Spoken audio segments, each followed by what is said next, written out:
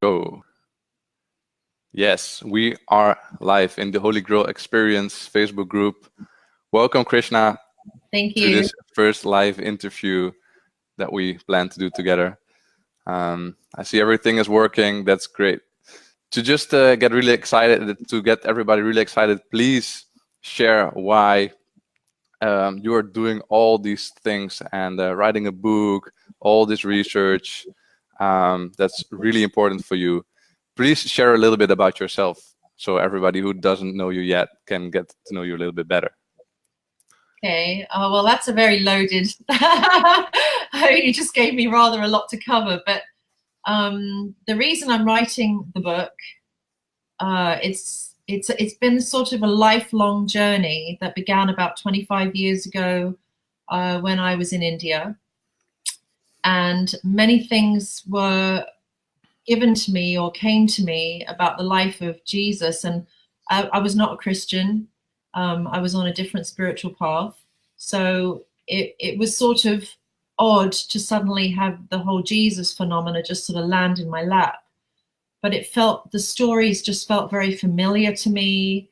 And I felt like it was family in some way. And I felt this deep calling from my spirit to find the true story of Jesus and of Mary Magdalene and of the feminine divine and what really went on in history over the last 2,000 years.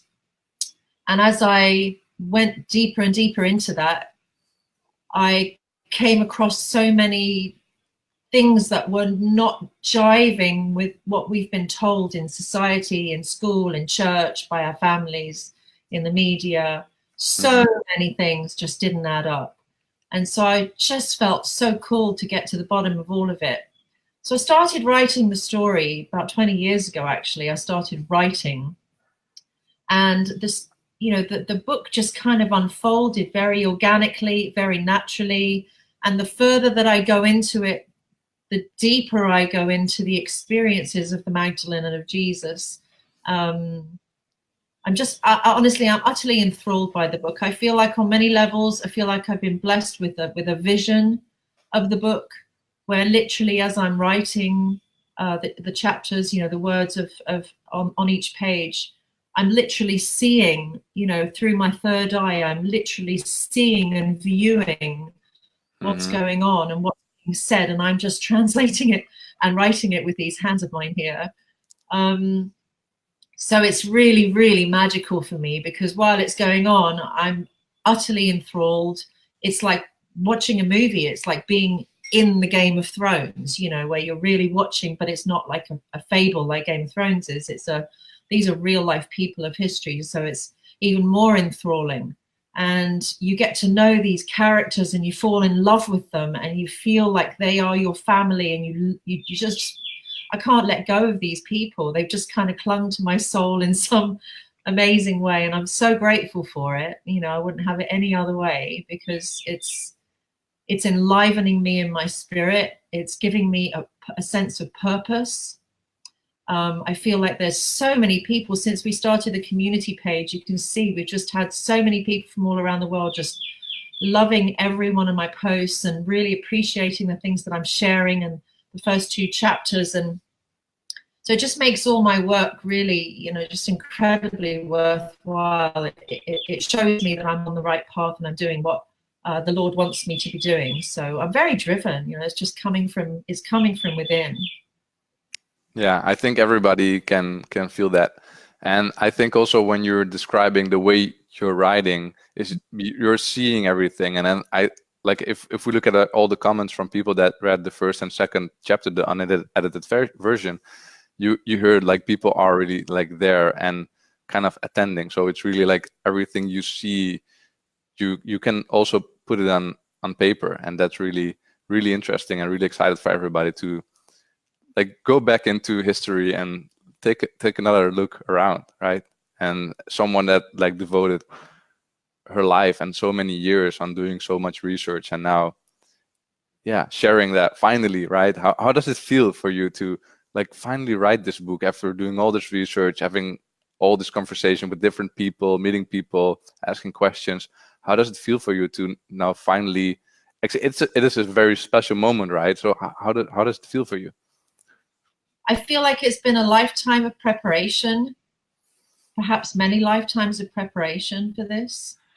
I feel like the knowledge and the truth and whatever it is that divine spirit wants to have spoken to the world is being sent through me while I'm writing. So to say that I'm ecstatic when I write is the understatement of the century. I'm literally ecstatic when I'm writing. I've got chills all over my body. I'm sometimes weeping. I feel just incredibly alive in my spirit. And then sometimes for hours I'll be writing like that, and then I realize, oh, my body is just suffering and struggling so much. So then I have to get up and move around and get distracted. And then I end up, having to take space from the book for a day or two before I can go back into it, just to sort of physically recover. Mm-hmm.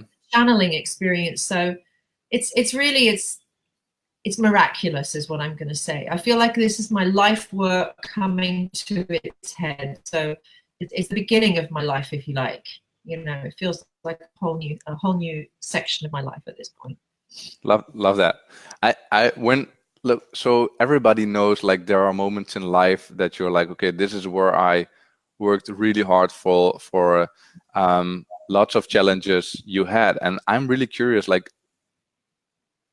you must have had some really big challenges before, like, coming to this moment, right? And I just want to ask you if there's something you would like to share about, like, something that you were at a moment in your life that you were like, I'm going to give up. I'm done with it. I just have to let it go. I have to do something different, right? Because in 20 years, you always have like some, like, multiple experiences that you might find yourself saying, like, okay, hey, I'm going to quit. And I'm done with it. Let someone else do it. Leave me alone. This is not me. This is not for me. Can you share something about that?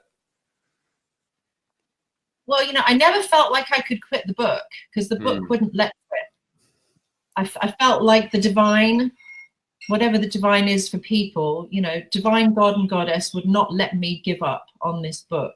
It just kept coming up for air. It kept coming forward to me in deeper and deeper layers where I had to move forward, whether it was coming in dreams or visions or books that would land on my lap where I went, oh my God, I didn't know that. And then you include it in the book. I'll give you an example. So right now I'm just finishing up. I'm in the last 4 chapters of the book right now. I'm just finishing them, this week. And so last night I was writing a section where Magdalene has gone into the heavens and she's viewing the heavens for the first time. And it's very, very visual when I'm writing it. I'm writing what I'm seeing and what I'm experiencing. And she comes across this beautiful old man with eyebrows and a beard that was so long that it flowed down into the river. And he was meditating on a lotus flower that was blooming. And he was speaking these truths to her. And he was saying, I want to reveal the heavens to you. Now look up to the sky and behold the wonders of what really is happening in the universe. And this great battle ensued between the demons that were coming up from the hells, with all their serpents and all their creatures and all their angels were coming up against them. And I watched this incredible battle take place between heaven and hell. And I'm literally sitting there on the edge of my seat, narrating what I'm seeing. It was so incredible. So, the story just keeps changing and moving and going in other directions that I never know where it's going to take me next. I'm just flowing with the spirit of it, I guess. So it's very unique. It's wonderful. I'm ecstatic. Yeah, it's really, really special. Like, I think a lot of writers write this way. What do you think? Like, right, there's just something coming in. It's not like a lot of thinking. It's more like trying to feel and then just experience. Get it on paper, right? I don't think that if you want to write a good book, it's not cerebral at all. It has to come from the heart. It has to come from a vision, from something that you're seeing and experiencing firsthand as if you are actually there. Then you can translate it in a way that people can relate to it. They're not bored by it. They're enthralled by it because you take them with you. if you're not seeing it and you're just writing words on a page, then it's not going to take anybody anywhere, and people will put those books down. Yeah. And that's also what, like I said before, that's also what, like, the comments you're getting, right, from everybody that's reading first and the second chapter. So Yeah. for everybody that's looking right now, I see there some people looking at us like live. We already have a lot of questions we asked for before via email and also in the Facebook group.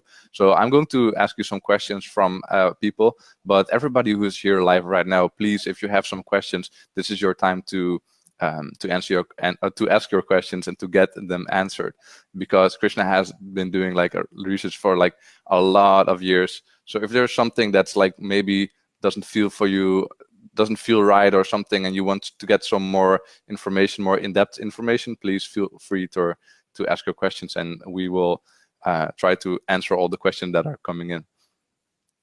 So I see, let me get, we have Valerie here online says, hey Krishna. We have Margaret online. We have Carolyn Winter, who has been asking a lot of questions that I'm going to share with you in a few minutes. So amazing that all these people are online. So more people will join in a few minutes. Let me get to the first question.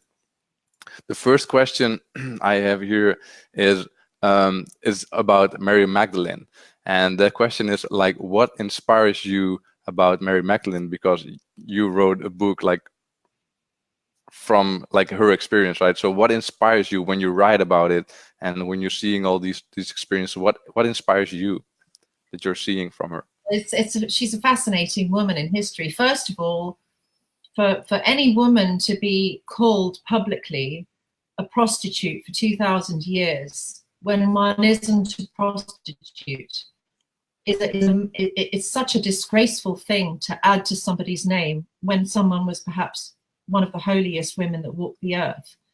So I just felt the injustice of her story very deeply it was like a burning in my soul, where I just felt like I had to figure out what was going on and make right the story.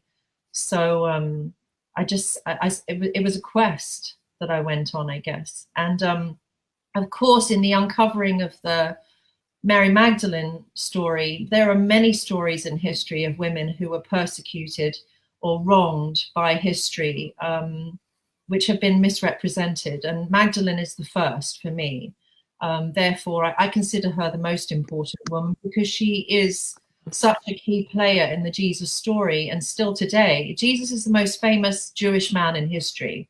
You know, if Jewish people choose to say that, you know, he's a failed Messiah, then, you know, I say, what's failed about him? Show me one thing that's failed about him. He's still the most famous man in history, and he was Jewish. So I don't see how they can attach that to his title, you know. Interesting. And I see some questions coming in. But are there times for you, Krishna, that you like share things like online, and you're like also touching these like you're touching things that people have been thinking for a long time, right? And are you sometimes scared of like what people saying, or how do you feel about that? Because there's we see it, right? We see a lot of people like hating, and yeah, maybe not like, how do you feel about that? I feel great about it. You know, it's like you throw something beautiful out into the water, and it's going to some of the dirt from the bottom of the pond is going to come up for cleansing. And there are some people who are so stuck in the way that they think that they're not ready for this information. So for me, you know, I just set them aside. You know, it's like whatever, you know, it's just like you can see the mentality of some people. Their hatred clouds their love, and it clouds their ability to even think outside of the box, even slightly. And I feel sorry for them. So, you know, but then there's so many people who are loving, you know, the book and loving what I'm saying, and are really thirsty for the truth. That really, honestly, that the small amount of people who are the haters, there's going to be haters no matter what you do. You know, if you put a smiley face up on Facebook, someone's going to criticize you for it. So what are you going to do? You got to keep smiling anyway. Love that. I love that. Okay, so I see a comment coming in. Let me check that. From Joseph Spencer. He's saying, "Hello, Krishna. I love the first chapter. I'm from Oklahoma, but I live in West Virginia now. I wish you great success with the book. I feel that it's time for mankind to know what happened next after the crucifixion. As many may as Moses was led to write the first 5 books, you are evidently given to write the next story. God bless you and lots of love." What a nice comment from Joseph Spencer. Thank you very much. Thank you. Some questions are coming in. Caroline asked, has probably Mary Magdalene do act today for people who pray her? I don't really understand that question. I also don't. His Mary Magdalene do act today for people who pray her? I don't think. I guess the question is, if people are praying to Mary Magdalene, is she helping them? Do you think that's what the question might be? I think so, but Caroline, please clarify what you exactly want to ask. Yeah. Then we have one question from Valerie. Valerie asks, how did writing this book change you, the dynamics of your family? That's a great question from Valerie. How did... Hello, Valerie. She's a very dear friend of mine from Vermont. And she is very connected to this Jesus story, immensely so. She needs to write a book about her life. How did this book change me? Oh my God, it changed me completely. I mean, it's like sitting in a room with 42,000 mirrors facing you. When I was writing this book, that's how I felt. I felt like every inch of myself that was hidden or not authentic or not healed came up for attention. And I had to authentically look at myself and go, wow, I really need to change this, or I really need to change that. And I have, since I began this journey of writing, I have not on any count gone off these prayerful ways of living life. You know, it's changed me completely. It was like taking darshan. I mean, in India, when you meet a saint, it's called taking darshan. I feel like I've taken darshan of Yesu, of Jesus, and of his entire family, and hearing firsthand the things that he's trying to portray to people, it changes you. You cannot hear these truths and not be changed by them. This book, for me personally, is not just a historical novel. This book crosses into the genre of spirituality and of self-help, which is a massive market. I don't think anybody who reads this book is not going to be changed by it. Did it change the dynamic in my family?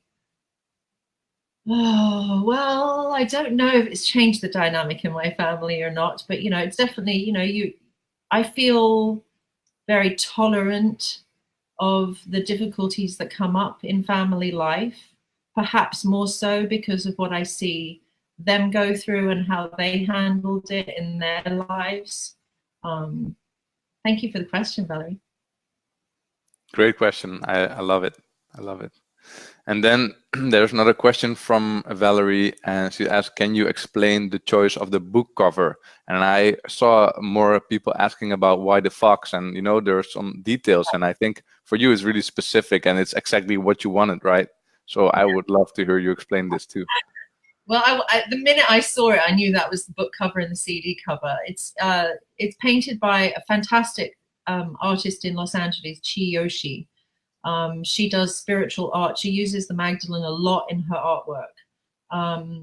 When I saw that image, it had the little fox on her shoulder. I have a dog that literally looks just like that little fox in that image. And so when and my dog traveled with me to England last summer when I wrote my book in those very, very haunted houses that I was staying in. And my little dog kept me company and kept me feeling secure at nighttime when I would have otherwise been afraid. So I feel like having a little dog on my shoulder on the picture of the book just felt it was completely aligned with how things had gone for me writing the book. Foxes represent wisdom. The butterfly represents transformation. She's holding a scepter in her hand. That makes her a warrior queen. She is ready to do battle, to bring the truth into the world, no matter what, at whatever cost, in order to save humanity from itself, to make positive changes in people's lives. So it's wonderful. I think it's a wonderful book cover. Yeah, I love it. Thanks for your explanation. Valerie, please let us know if that is clear for you, and if you have more questions, feel free to ask them here. Joseph Spencer says, thank you. Then we have Margaret. She asked, what was Jesus' blood type? I watched a documentary that said it was AB, but I always had the feeling it was O. And that one of the things he came here to do was refresh his bloodline with Mary and get it back into the world through his children. Well, it's a very deep question. Rh negative is said to be the bloodline of the Jesus family. Of course, over 2,000 years, these family members have spread out and married outside of their bloodline, so it's been very mixed. As far as the, refreshing the world through his children or through his bloodlines in his family, it's a very deep question. Of course, if somebody came from that family and was enlightened and able to transmit this message of Jesus to the world, I think everybody would just massively support it. It would be like a Grail king, a King Arthur come back from the grave. We'd all be very happy with that. Mm-hmm. I think more important than the focus on the bloodline or on these, even the historical things around Jesus's life, the most important thing from all of this is, what did he come to the world to teach? What did Magdalene come to teach? Why did they bother to come to earth at all? Those are the things that are important, and those things have also been changed and held back from society. So, in my book, I'm really bringing these teachings beautifully into the English language in a way that anyone can understand. So I really feel like that's more of the focus, more of the purpose of the Jesus story than the bloodline. Now, of course, a king always has sons. So Jesus was a Davidic king and a Herodian king. He was the expected Messiah. He came to unite the world under one banner of love, no matter what faith or creed somebody follows. So, but his own personal bloodline heirs, of course, they were supposed to take the throne of David. They were supposed to become the future kings and queens. And they did in Europe. They became the kings and queens in France and in Spain and sometimes in England on and off. Some of them went into hiding, as in, the places up in Scotland, some of the families up there, they went into hiding. They were forced into hiding during the difficult times, the medieval times, especially, when they were burning anyone with red hair. They burned women with red hair because of the bloodline DNA of Magdalene. They were trying to block the truth of the bloodline family from the world because the church wanted total domination and power over the Grail story. They did not want any bloodline family coming forward and saying, well, I'm from the Jesus family, because they would come with the truth that Magdalene and Jesus were married, they were bloodline heirs. So then what's this other story? What's going on? And the church has been lying to us. It would take away all their power. So the church and the popes and the kings of history, especially in France, went to great lengths to wipe out the bloodline family. But of course, as with all things, it's not possible to kill everybody. And there are still bloodline heirs alive today. I've met a few of them. And, so yes, it's a fascinating subject. Thanks. I love how you can get into these subjects so fast and you get lost. All right, you go there and it's amazing. So we have many more questions. So I'll help you a little bit to keep it short, because if not, then we will never be able to answer all the questions. Yeah. But it's amazing how you're doing it. Caroline came back to the last question that was not really clear. She says, "Yes, I am French from Quebec, and yes, if I can pray Mary Magdalene, does she do she will help and answer me.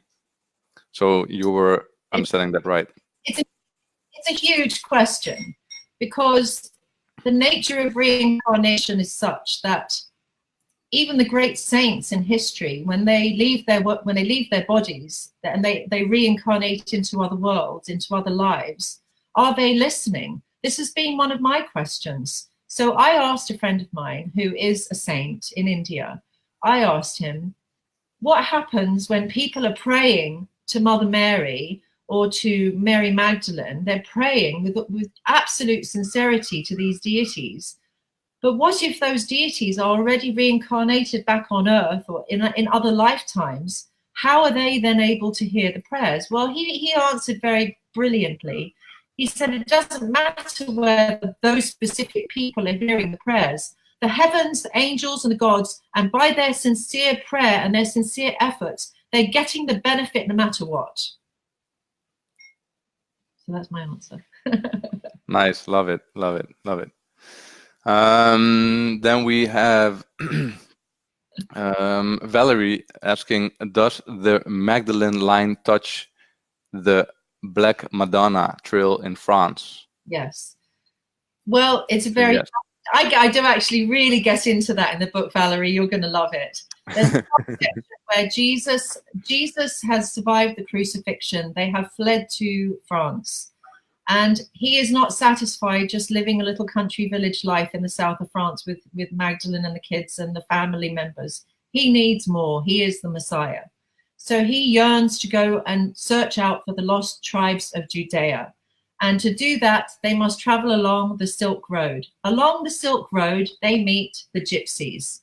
Now, you have to remember the Silk Road was a passage between China and India and our European cultures that brought a mix of many cultures and spiritualities and faiths into a blend of things. Now, Kali, the deity of Kali Ma, is a Hindu deity.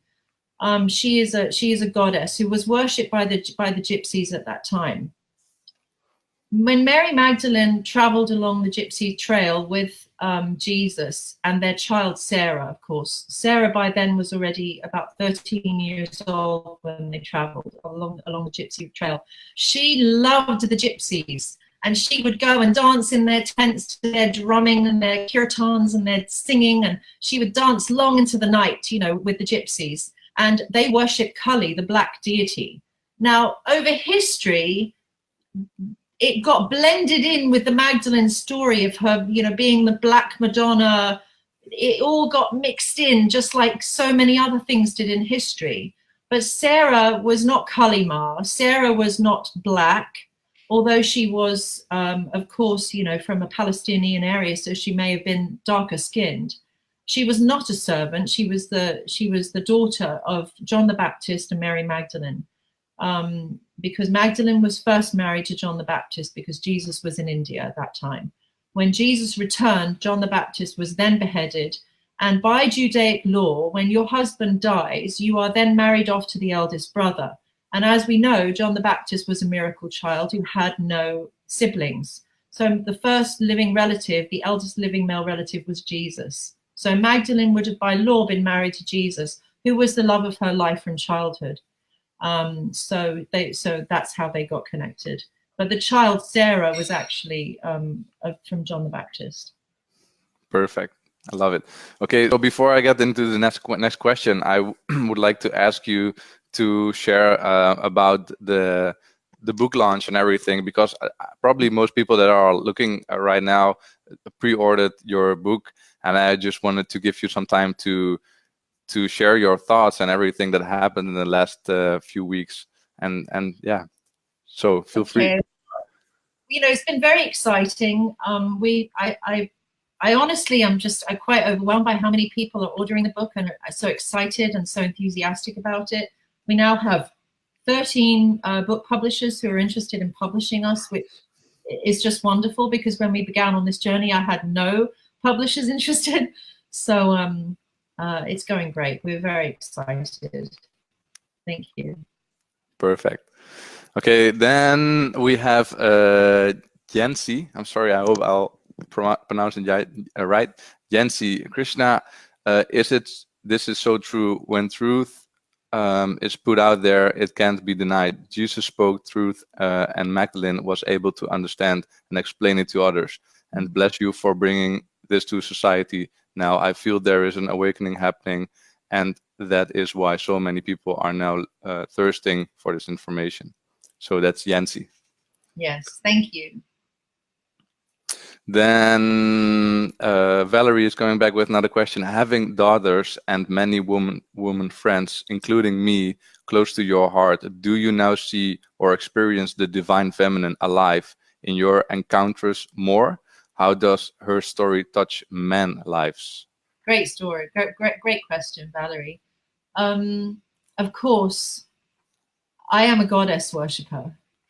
I came to the path of Gaudiya Vaishnavism about 25 years ago, which is a goddess loving path. We are goddess worshippers. And it completely changed me. I feel like being connected to the divine feminine has empowered me and given me so much wisdom and so much grace in my life. And how that translates into men. Now that's a good one. I think it's a wonderful thing to see the divine feminine rising up in so many hearts of so many women, because over the last 2,000 years, we've been living in a male-dominated society where men mistreated and abused women en masse, where women were viewed as a point of their lust, of something that they could own, something they possess. And now that women are becoming strong and empowered by the divine feminine, men are learning how to honor women, how to honor the divine feminine inside of women. They listen to women, they admire women. They're not just seeing them as a sex object, something to just be enjoyed. They're now listening intently. What is the wisdom of this woman in my life? Because they see that the imbalance of the way that men are ruling the planet is just not working. I hope that answers it. I'm sure we'll have a chat about it soon, Valerie. I love this answer, and I, as a man, can completely agree that we need more female leadership in this world, and that would make things easier, like by a lot. You are a blessed male indeed. Thank you. So next question is Colleen, and Colleen asks, did Magdalene and Jesus use different names as they traveled through different countries? Certainly they did, and they had to in the beginning because they were fleeing persecution. They were very, very protective. The family of Jesus was very protective over him after the crucifixion. He had survived a horrendous ordeal. And I mean, I don't want to reveal too much because it's inside of my book. Then don't. Spoiler alert. But yes, they do. Now, of course, Mary Magdalene, that was not Mary Magdalene's name. Mary Magdalene, that was never her birth name. So in my book, there are many names for Mary, but the title Mary was a title awarded to women of a certain status. They had to be a powerful woman who was seen by the entire community as being a spiritual leader, perhaps somebody of a great influence or wealth. They would be awarded with the title of Mary. It was not a name. So when you see in the Bible, Mary this, Mary that, Mary this, the reason is because these women were Marys. They were awarded women. So like you would say Lord such and such, or Bhakti Vedanta. It's an award. It's an awarded name given to someone of status. So Mary is that. Magdalene was not her name. Magdalene was also something awarded to her by the heavens, I guess. It means that she was the watchtower. So if you imagine an ocean, and in the middle of an ocean, there's a tower with a great big light. This light tower is there to warn people of the impending doom. Magdalene is the voice of this. In my book, it is so clear that this is her big message to humanity, is I am speaking these things so that people avoid what is coming if they don't make the positive changes that need to be made internally and externally in their lives. So therefore, she is the Magdalene. She is the leader. She is the light tower. She is the warning bell. And she is the watcher over the flock of Jesus. I hope that answers your question. I think it will. Okay. Oh, yes. And Jesus. Now, of course, Jesus was not born as Jesus. You know, he was most likely born as Yeshua or Jeshua. I nickname him Jesu or Yesu in my book. He was in Persia. He was given the name Isha Masih. And Isha means supreme controller. Masih means Messiah. In Kashmir in India, he was awarded the title Yuz Asaf. Yuz, imagine Yuz sounds like Jesus. Jews. Yuz Asaf. Asaf means Messiah. And his tomb is there in Kashmir, facing east to south in a completely Muslim area of Kashmir. And I actually went to the tomb when I was a young girl. And now you can't get near it. Of course, it's surrounded by people with machine guns. But yes, definitely. They all used pseudonyms when they were traveling. Nice, really clear. So one thing, let me see. Yvonne says, hi, I'm so looking forward to this book. I feel so connected to this. Thanks, Yvonne, for sharing that. Thank you. Then we have Sherry says, do you see the roles of priesters and priests, etc., the prophesied and prophets of old and emerging in this day? Can you repeat to me what the question is? Yeah. Do I see the roles of priestess and priests, etc., the prophesied and prophets of the old emerging in these days? So what the roles of the priests of these days? Where does it come from? Well, I mean, you know, a priest or a priestess, their role, it's again, this is a loaded question for me. To be a spiritual guide for others is to be a priest or a priestess. I don't believe that that's something that has to be awarded through any church or temple or from anybody else. It's something that when one has journeyed inwardly and attained any level of realization that is of benefit to others, one can say that one is a priest or a priestess.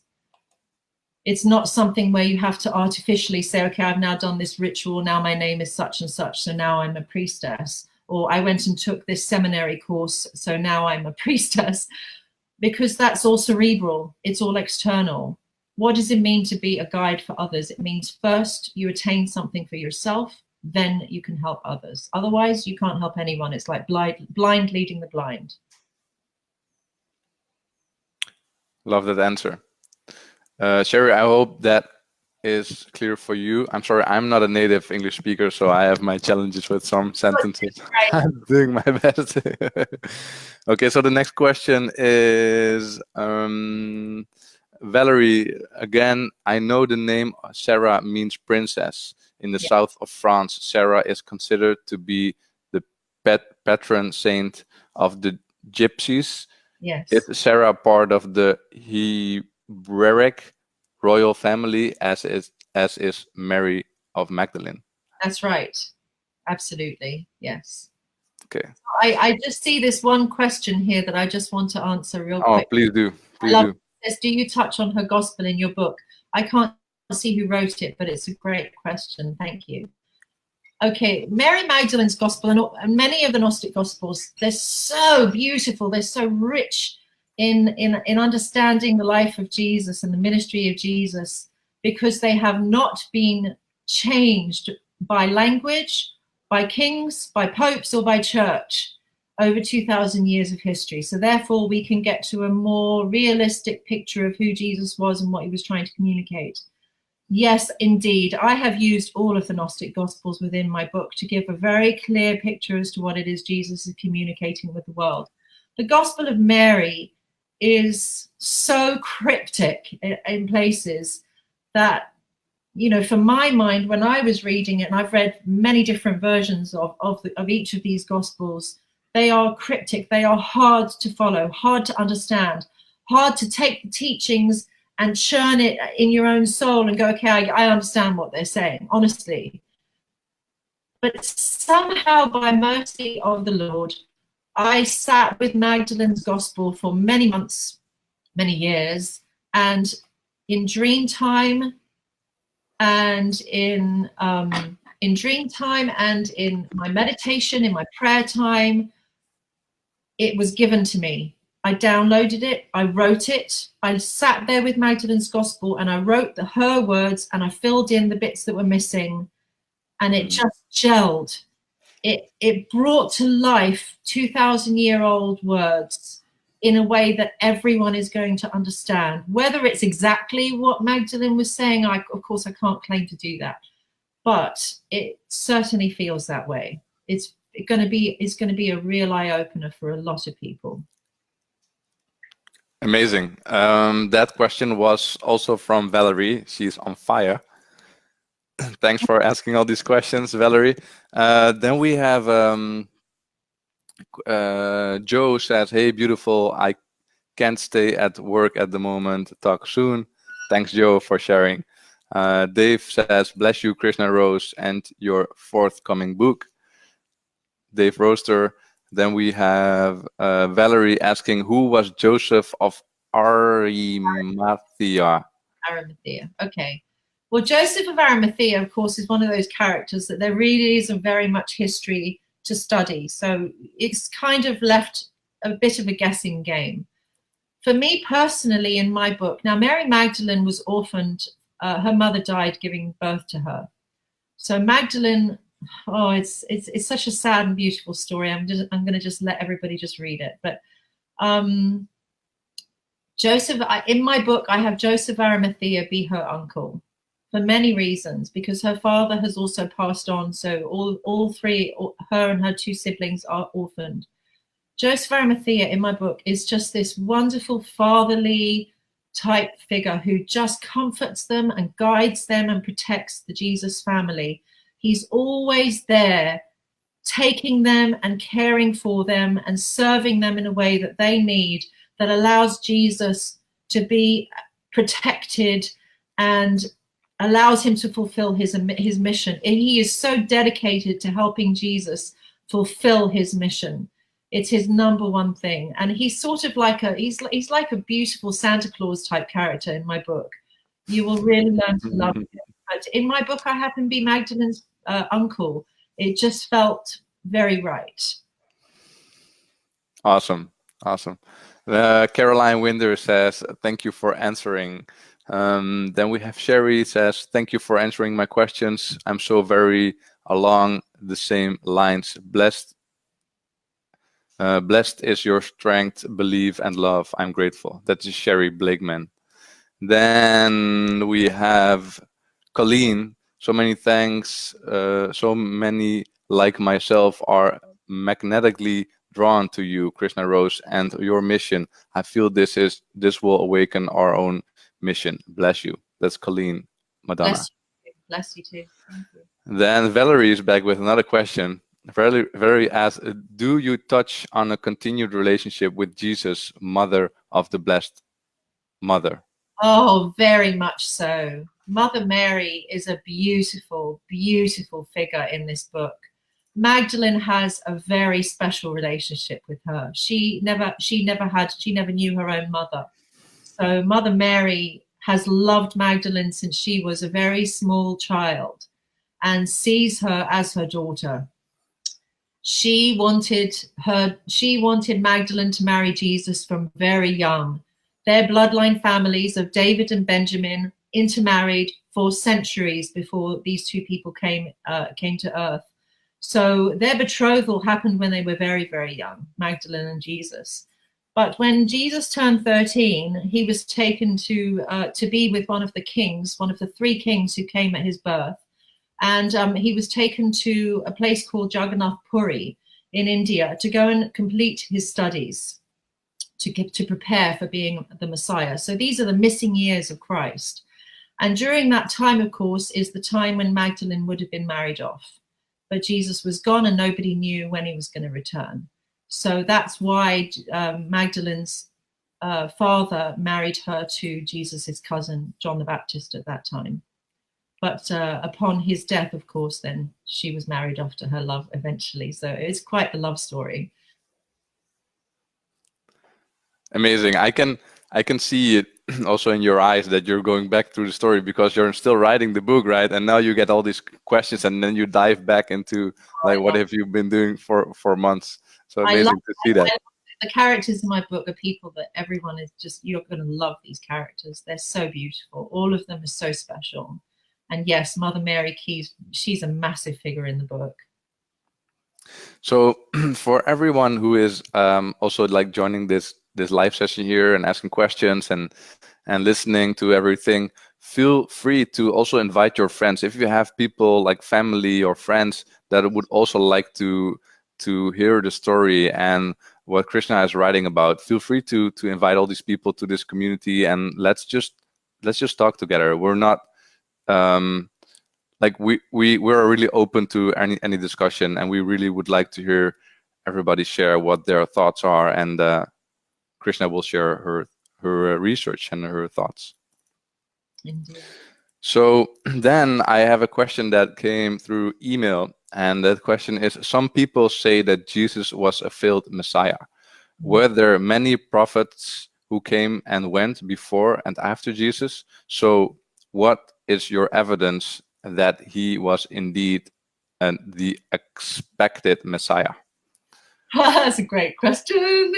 That excites me.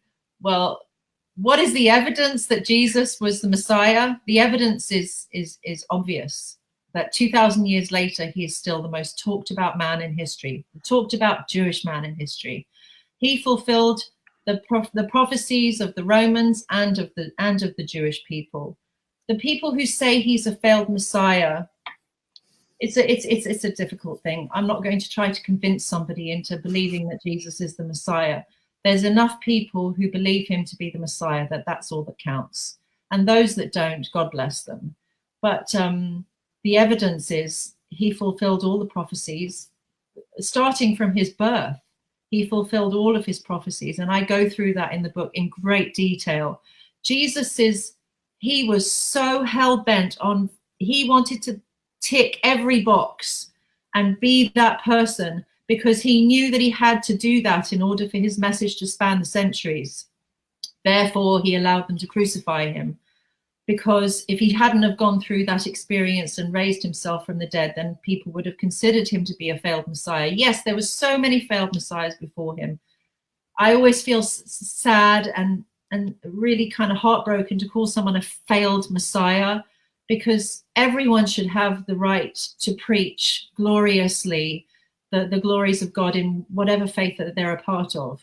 And to be vilified for that, or stoned to death, or killed, and then called a failed Messiah, it's a horrible thing to do to somebody. But yes, there were many failed Messiahs before Jesus. And many believed that Jesus was, in fact, a failed Messiah, because when he fled Judea, of course, we didn't have the internet back then. So people didn't know where Jesus had gone, or that he was still living and continuing on his mission and fulfilled the prophecies. So many thought then that Jesus's elder brother James was, in fact, the Messiah. And he continued on the Jerusalem church when Jesus went off to France and carried on his life. But James himself was also martyred. He was stoned to death on the temple steps. So people didn't like messiahs very much, because they shine a light on people's ignorance, especially the leaders of society, and the leaders don't want the light shone on them. Really clear answer. Thanks. Then we have Caroline asking, is Mary Magdalene's energy here amongst us now? Definitely. Definitely. Oh, well, definitely. There's no question. Of course, Magdalene was squashed. Her title, her position, her beauty, her everything was squashed by the church over 2,000 years. But, you know, really, if you look at the last 40 years as an example, her name just keeps coming up for air. You cannot push Magdalene down. There is something about her that needs to be spoken and said. And I believe it's because there is a prophecy that when Magdalene is returned to her rightful place, which is at the side of Jesus as his wife and his bloodline bearer, his Grail cup, that when that happens, the wars will cease and humanity will know peace for the first time in 2,000 years. So 100%, I feel the Magdalene's presence is very strong right now. And I'm hoping that my book will be a big shift for many people. Awesome. Then Sherry Blakeman asked, what do you think about Jesus being a twin? Okay, well, that's definitely an interesting one. And it's one that I did spend quite a lot of time looking into.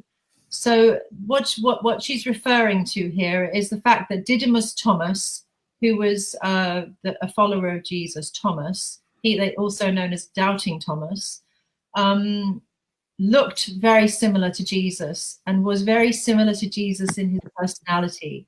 So he was given the nickname Didymus, which means twin, because he was so like Jesus in so many ways. And Jesus was very confidential with him. They were very close friends. He did not have a physical birth twin, but he was like the closest brother to Jesus, even though he wasn't his earthly brother. Just like, you know, sometimes I have a friend who's like a sister to me, and we always joke, you know, she's my sister, but she's not really my sister, you know, by birth. Clear. Really clear answer. Let me see what we have. Regarding failed Messiah, no other person has changed time. Sorry, there's some piece missing. Let's go to the next one. Is her spirit reincarnated now, born in 1969? Well, Caroline you know, asks.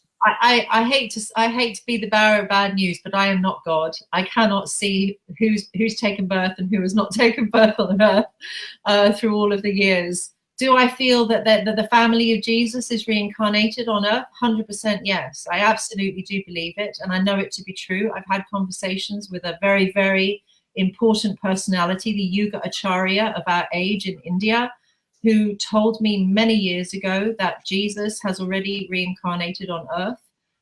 He gave me many clues as to where he is, and with him comes the family. So yes, I do believe they're here. Amazing. Then we have Melissa saying, thank you for your books and your writing and everything you're speaking. I never felt comfortable with the story of Jesus is. Never felt comfortable with the story of Jesus is. It was as it was thought. For the first time, I feel that it is right. Thank you very much. That's Melissa Lodini. Let's get back to the questions we got from the email. We already almost at the 1 hour point. So then we have, who was Salomon? Salomon. King It's a Solomon. question. You mean King Solomon? I think so. I think this is this question came on Facebook. Who was Salomon? Probably King. Solomon. Salome. Salmon. I don't know who that is. I'm sorry, I can't answer. Okay. That's not my area. Then the next question was, Mary Magdalene a temple trained priestess? Oh, that's a great question. Well, you know, there's been a lot of rumors about Mary Magdalene over the last 2,000 years. People have said many things in her name. So her, you know, the fact that she was said to have been a prostitute, first of all, was something that was tied to her name by the early church to set her aside and to set her children aside so the church could take control over the Jesus ministry. Was she a temple priestess? No, I don't believe she was a temple priestess. Absolutely not. She was a princess in the line of Benjamin. She was like a queen. She was extremely wealthy. in her own right. Was she a priestess? Definitely she was a priestess. A priestess or a priest, as I explained earlier, is somebody who has journeyed within, found some kind of treasure within the kingdom or within the kingdom of the spirit and brought it forth for the benefit of others. So yes, she was a priestess. Was she a priestess of the temple? That's a different thing.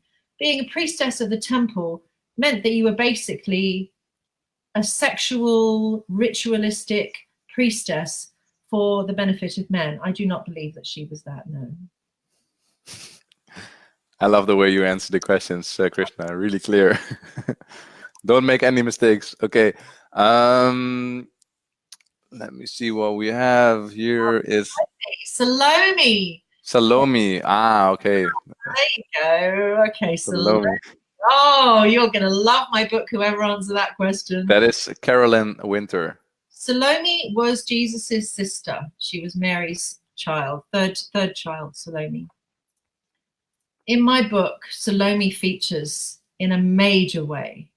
And I don't want to be a spoiler alert, so I'm not going to tell you the story of Salome because you really need to read the book because I can't do it justice in the next 5 minutes. She is a very important player in the story of Jesus and John the Baptist and Mary Magdalene. She was extremely close to the Magdalene. They were very close friends because she was the sister of Jesus. And I'm going to let you read the book to answer that question because it's too deep of a subject to just bring out in five minutes here. But great. Okay, last question we're going to do is, was John the Baptist, where you just talked about, dead before the crucifixion or not? Yes, John the Baptist, after Jesus returned from India, John the Baptist was at the height of his fame. That's when he baptized Jesus in the River Jordan. And not long after that, he was imprisoned, and the dance of Salome is what had him beheaded by the king. And why does the Magdalene, why is she always depicted in paintings with a skull of John the Baptist's head in her hand or at her feet? That is something you're going to have to read in my book. Great. I love it. So that was the last question. We have more questions coming in, but it will be too much. I think we can do this for hours. I think for you, it's not a problem at all. So what I would like to ask everyone who's attending this live session, because we have been talking about like, hey, Krishna, I think this is what you should do and where you're really strong, like just be here around in the community, being live, answering questions, helping people around. So I would really love to hear in the comments below from people, like, what do you think? Do you like these live sessions? Are there other ideas that you have that we could do to make this community even more like growing and really active? So please let us know in the comments below what your thoughts are. If you have any ideas, if you would like to do an interview with Krishna yourself, everything is open to any possibility. This community is here for everybody to share, and it's not that Krishna is the one that's like leading it. We have to do this all together. So that's the whole plan with this community. Any other questions? Please let us know in the comments below. Is there something you would like to share for the last few minutes, Krishna? I just want to say to everyone how grateful I am for all of your kind words and your support and your prayers and your good wishes. And I pray for the Lord to be with you all and to bless you all in your lives with healing and with everything that you need to advance your soul out of the quagmire of this world as soon as possible. And I'm praying for all of those who need physical healing. I've had many requests for that, and I am indeed, praying for that for all of you who need it. And God bless all of you. God bless you. Amazing. People are writing, so I'll write the last comments. In the meanwhile, can you take a look at the Be Live software, where there is somewhere a button at the right side where you can say stop it, because I have no access to your computer right now. So in the meanwhile, I'll start reading some comments that are coming in right now with people thanking you. Okay. What do you want? First of all, at the end of this, you want me to hit end broadcast? Is that what you're saying? Yeah, I just want you to find the button so you will know where it is. Okay, so we have here Colleen saying, yes, live sessions are wonderful, bless you. Then we have Shanika saying, yes, I like it, as we are with you. Love this style, all family. Thanks for bringing this wisdom to earth. Then we have Caroline. Yes, this has been awesome.